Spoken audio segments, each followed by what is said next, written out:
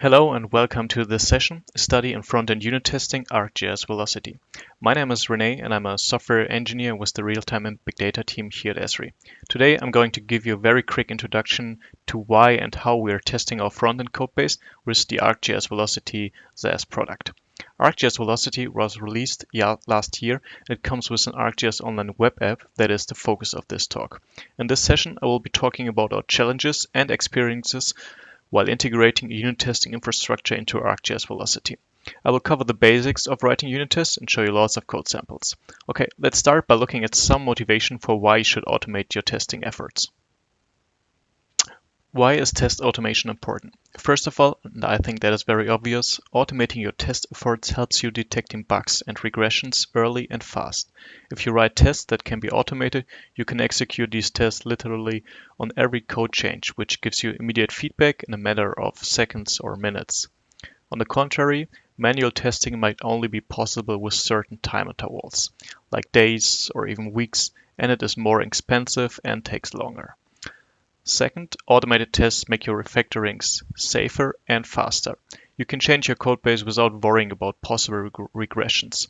In case you break something, you will get notified immediately. If you don't have automated tests in place, you probably know what a terrifying experience it can be to make changes without knowing if you broke something along the way. And what we usually do in this situation is we click through all our manual test cases, but that is not really something I enjoy. So why is that not enjoyable? Well, because manual testing is boring and boring leads to mistakes. So again, automating your tests makes a big difference in your daily life as a software developer. But it will also ensure your software can be released into production anytime. And this practice is called continuous delivery. And it means that you build, test, and deploy your software by using a build pipeline. This pipeline may execute your tests multiple times a day. By doing this manually with the ever-increasing amount of software becomes impossible very soon. Okay, so now that we are aware of how important automated tests are, let's take a look at the actual choices that we have for writing tests. The test pyramid is a nice concept that shows you the different layers for writing tests and their trade-offs. It also tells you something about the complexity and speed of tests, as well as how much testing you should do on each layer.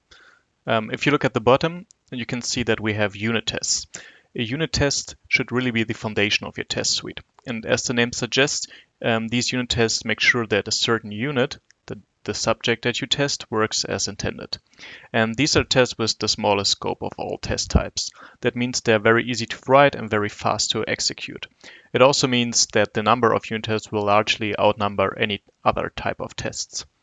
On the front end, and that is the focus of this talk, a unit will most likely be a single function.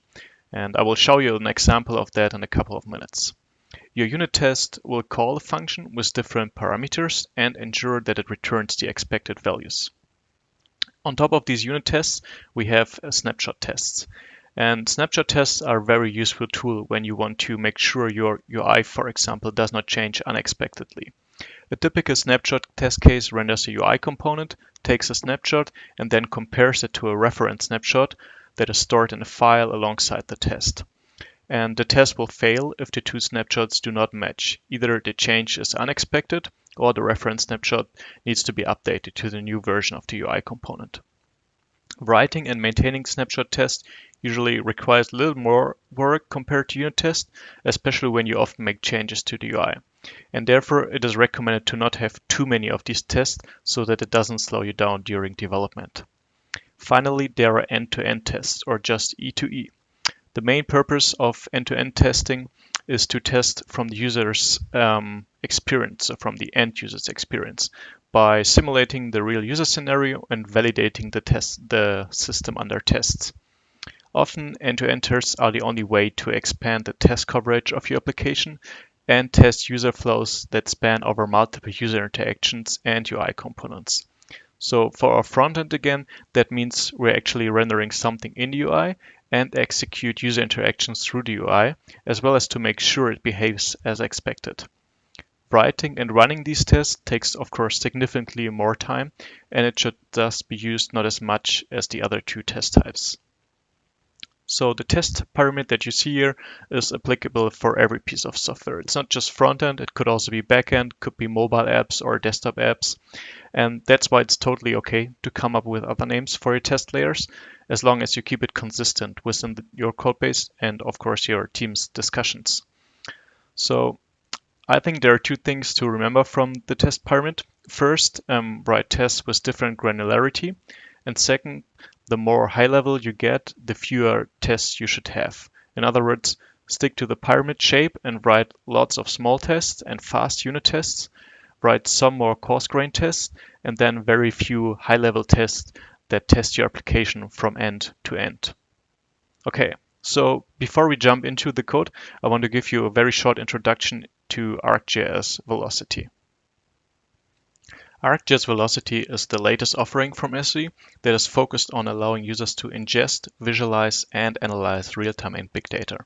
Not only have we developed a dynamic and powerful platform for working with data, but thanks to its role as an ArcGIS online product, this solution fits comfortably with your organization's existing GIS infrastructure, and it requires no knowledge of big data storage or cloud management. This balance between user-friendliness and high capability is central to the way we have crafted this application's architecture. There are three main layers we consider part of the ArcGIS Velocity solution: a backend application, a front-end web application, and a REST API layer to seamlessly allow them to communicate.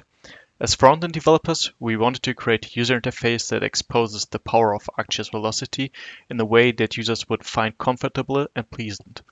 This also includes having automated tests and is therefore the primary subject of this presentation. Finally, before we continue, it's also worth emphasizing that this product is available now. We won't be discussing the product from a business perspective, but if you think ArcGIS Velocity is something your organization could leverage, please reach out to your Esri salesperson for more information. In this presentation, I will focus on the unit testing challenges and experiences on our front end. Of course, we use a set of UI libraries and tools such as React to facilitate our development efforts. However, you're not required to be an expert for this session, and we will not go into the details of the project setup, for example. But if you still want to learn more about our front-end infrastructure, there's actually this recorded Dev Summit session from last year that you can find publicly available on the internet and which I highly recommend to watch. As I already said, we use React as our front-end UI framework, and the way we set up our infrastructure is by using the create React app npm package. That is basically a command line tool that creates a ready-to-use environment for you, and it also includes everything you need to write unit tests. Being an ArcGIS product has a couple of implications that we had to consider as part of developing ArcGIS Velocity. One of the most important is internationalization and localization. So while it's a good idea to be aware of both when developing any web application, it's even more important when developing for a platform that is already known for robust internationalization support. And this includes everything from text prompts to date fields to number inputs that should be aware of your ArcGIS Online language and culture settings. So in this file that I have opened here in my IDE on the left, what you see is a very simple unit test that I wrote to check our date formatting works as expected. And this test has a very simple and clear structure. So first, I set up the test data by specifying the language and creating a date timestamp by using the JavaScript date object. And this is important because I always want to create this date timestamp based on the time zone that the client which is running the test is located in. In the second step, I then call the method that I want to test. In this case, it's ITN, which stands for internationalization.format. Format takes the value and also a second argument that specifies how the returned string should be formatted. In this case, I'm only interested in the date, so I don't want to see any time in the returned string. And then finally, I assert that the expected results are returned. In this case, it's a formatted string that I compare against the actual value. You could also use the words arrange, act, and assert to better remember the structure, or very similar, like I have here, given, when, and then. And this pattern can also apply to other more high-level tests as well. In every case, they ensure that your tests remain easy and consistent to read. On top of that, it's also very important to note that tests written in this structure in mind tend to be shorter and more expressive. You should also write tests to make sure all your non-trivial code paths are tested. So this includes the happy paths like we have here, but also edge cases, which I don't have here for demo purposes. So in reality, you should have a lot more tests. At the same time, they shouldn't be tied to your implementation too closely. You can see that this test is not tied to the implementation too closely because it's easy to understand what's going on without looking at the actual implementation of the format function. In fact, we will go ahead and write more tests for this function without ever looking at the implementation. Before we do that, let's take a look on the right here. So I'm running my test by simply entering the command npm test in my CLI, and this will trigger a Jest script. Jest is our testing framework here that is not only executing the test, but also providing all these little helper functions like expect and it. And if you want to learn more about Jest, I highly recommend to go to their website, jest.js.io. And here you find the docs for all the methods that I'm using, provided with some samples as well. So let's go ahead and create a sec test. I'm lazy, so I'm just going to copy paste this one and make some changes. I'm changing the language to German, which is DE in this case. And the code that I need to use is de.de. And all I need to do to run this test is to just press save, and this will automatically the script to run all tests again. And yeah, you can see that the tests run very fast, but we also get a very detailed output. So we can see that the second test failed, and we also see the difference between the expected and the received value. So I obviously forgot to change the expected date string to the German version. So let's do that very quick by using the day first and then the month and changing this to a dot notation. I again press just save, and this will run my test. And yeah, as you can see, the tests, they run very fast. So on a decent machine, you can expect to run thousands of unit tests within a few minutes. So it's very important to test only small pieces of your codebase in isolation and avoid hitting databases or the file system or even firing HTTP queries to keep your tests fast. Testing something like a date formatting function is very easy to do because there are no dependencies that we need to take care of. But very often, your front-end logic is coupled tightly with the code that actually renders something on the screen. Usually, that sounds like we have to use a more advanced test type in our testing pyramid than just unit testing. However, for this next example, I want to show you how we can still handle such scenarios with unit testing to keep our tests simple and fast. So what you see here is a real-time analytics shown in our model view. We have three nodes: a feed, a create buffers tool, and an output. If I click on the create buffers tool, we can see the properties pane opening up on the right that shows the user which parameters of the tool can be changed. So for example, in this first part here, I can select the buffer by method, for example, distance or a field or also a card expression. And based on my selection here, I can see that the UI elements on the right change. For distance, for example, I can enter a value as well as the unit for this value. And ArcGIS Velocity offers a variety of such tools. And for us, a challenge on the front end was to be able to test all the various settings, which can easily result in hundreds of tests. And we didn't want to slow down our test execution too much.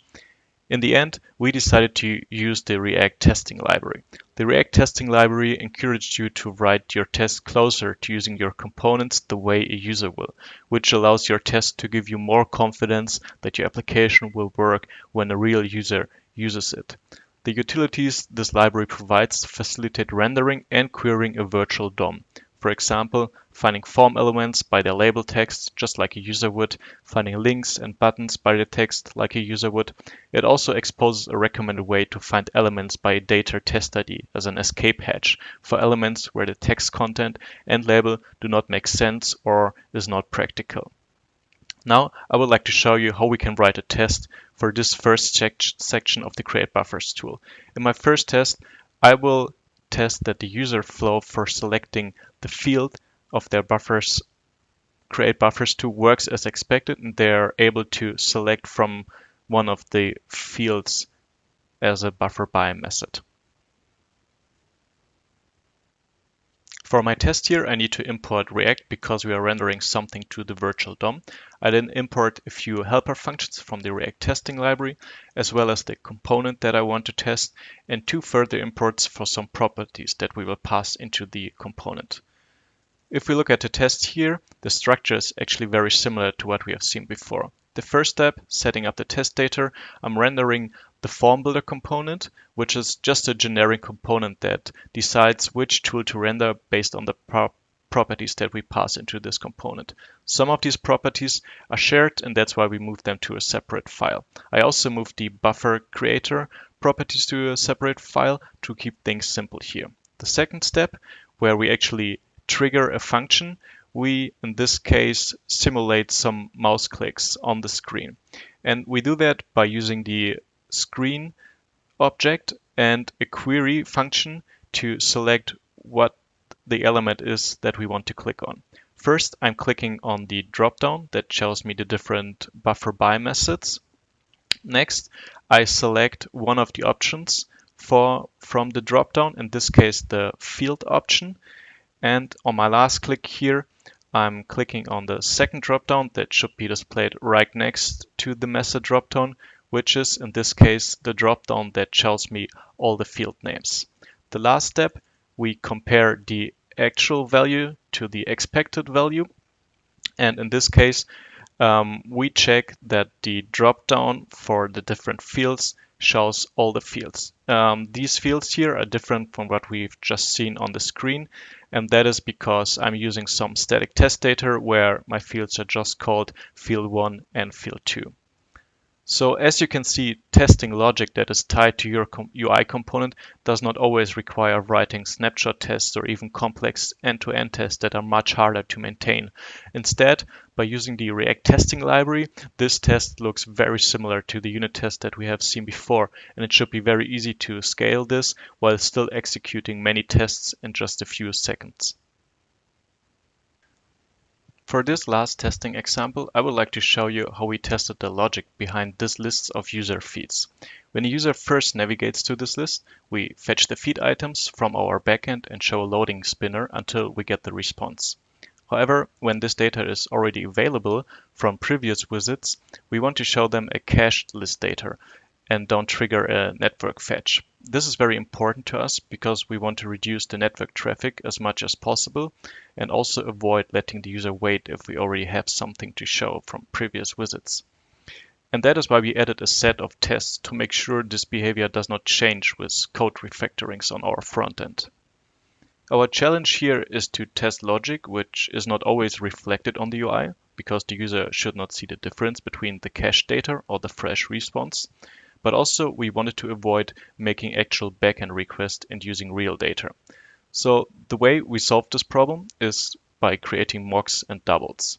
In plain words, that means we replace a real thing with a fake version of that thing that acts like the real thing, but answers with prepared responses that we define at the beginning of our unit test here. So in our first mock, we create a fake backend API.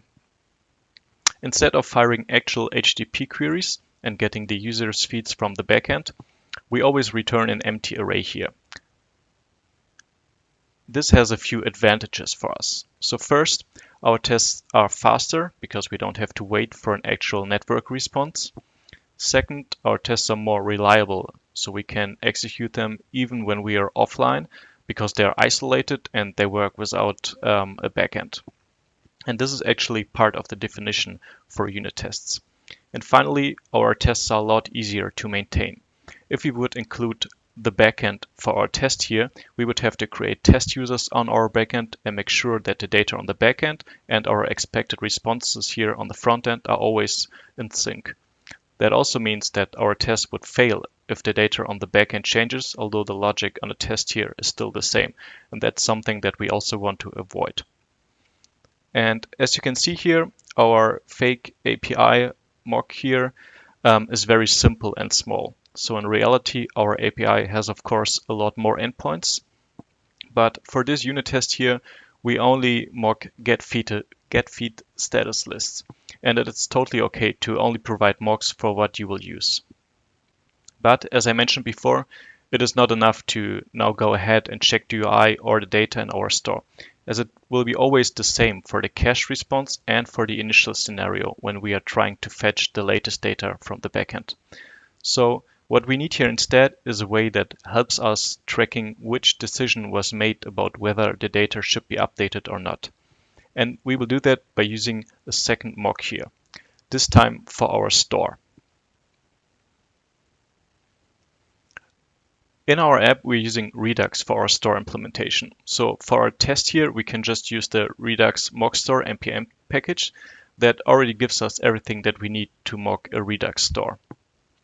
What is special about this mock store is that it will create an array of the dispatched actions, which serve as an action log for our test. So instead of testing what data is in our store, we will look at the decision that the store has made based on what data is already available. Or if you want to use the Redux terminology, this package is designed to test the action-related logic, not the reducer-related logic. So if we look at my test here, you can already see from the name that the test will start with an empty store. And because of that, we will expect it to go ahead and try to fetch the latest data from our backend. In the first step, I'm setting up the empty store using the mock that I just presented and passing in the fake API because our store here is connected with this MPI. I will then go ahead and trigger the fetch feeds command, which gets passed into the store, and the store will decide if the cache data should be used or a new network request should be triggered.